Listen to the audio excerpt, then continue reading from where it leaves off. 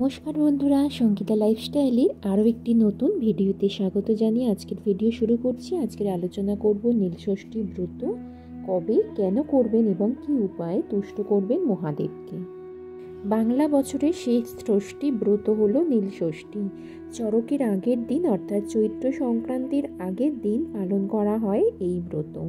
বাংলার মায়েদের মধ্যে এই ব্রত প্রচলন রয়েছে। সন্তানের মঙ্গল কামনায় পালিত হয় এই ব্রত।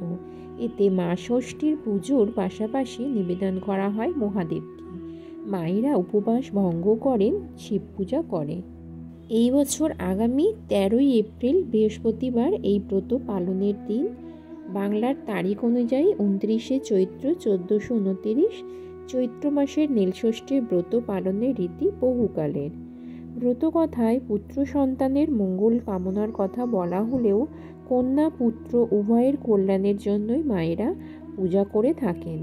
চড়ক পূজার আগের দিন মহা আড়ম্বরে মন্দিরে মন্দিরে পূজিত হন মহাদেব।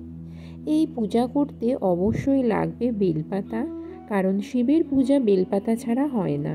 এছাড়া এদিন শিবকে 5 ফল নিবেদন করার রীতি আছে, যার মধ্যে অবশ্যই থাকবে ডাব, বেল, শশা সহ নানা ফল। এছাড়া আতপ চাল, চন্দন, সুগন্ধি, ঘৃত সহযোগে পূজা করা হয়। মহাদেবের মাথায় ঢালা হয় দুধ। নীলষষ্ঠীর দিন উপোস করে থেকে সন্ধেয় পুজো দিয়ে জল খেতে হয়। শিবের মাথায় ডাবের জল ঢালার রীতি আছে। মা ষষ্ঠীকে পুজো নিবেদন তো করতেই হবে, সেই সঙ্গে নিষ্ঠা ভরে শিবকে প্রণাম করে উপবাস ভঙ্গ করতে হয়। সন্তানের মঙ্গল কামনায় এই ব্রত পালিত হয়। সন্তানের দীর্ঘায়ু কামনা করেন মায়েরা। অনেকে সন্তান লাভের জন্য ষষ্ঠী ব্রত করেন। বিশ্বাস, নীলষষ্ঠী ব্রত করলে তাদের সন্তানদের আলোচনা করব নীলষষ্ঠীর ব্রত কথা। এক বামন আর বামনী ছিল, সে অনেক কাল আগের কথা। তারা এমনিতে ঈশ্বরের প্রতি নিষ্ঠ ছিল, কিন্তু তারা নীলের ব্রত করত না। তাদের সংসারে একাধিক সন্তান আসে, কিন্তু তারা কেউই বেশি দিন বাঁচত না। বারবার সন্তানহারা হয় ওই দম্পতি। সংসারের সব সুখ তাদের কাছে ফিকে হয়ে যায়। মনের দুঃখে তারা কাশিবাসী হয়। একদিন কাশিতে গঙ্গায় ডুব দিয়ে তারা পাড়ে বসে দুঃখ করছে। এমন সময় ঘটল সেই ঘটনা। কোথা থেকে এক বুড়ে এসে তাদের কাছে জানতে চাইল, তোরা কাঁদছিস কেন? বামুনি তাদের বারবার সন্তানদের মৃত্যুর কথা জানালো ওই বুড়িকে। তিনি আসলে ছিলেন ছদ্মবেশে মা ষষ্ঠী। তিনি তখন জিজ্ঞাসা করলেন তারা নীলষষ্ঠী ব্রত করে কিনা। তারা তো অবাক। বামুনি জিজ্ঞেস করলো, সে আবার কি?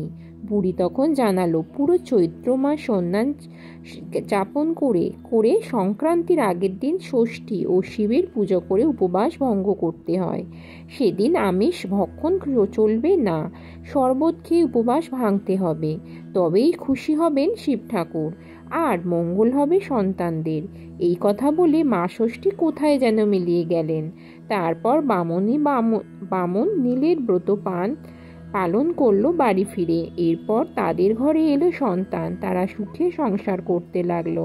সেই থেকে পালন করা হয় নীলষষ্ঠী ব্রত। সন্তানের মায়েরা এই ব্রত রাখলে সন্তানের মঙ্গল হবে বলেই বিশ্বাস করা হয়।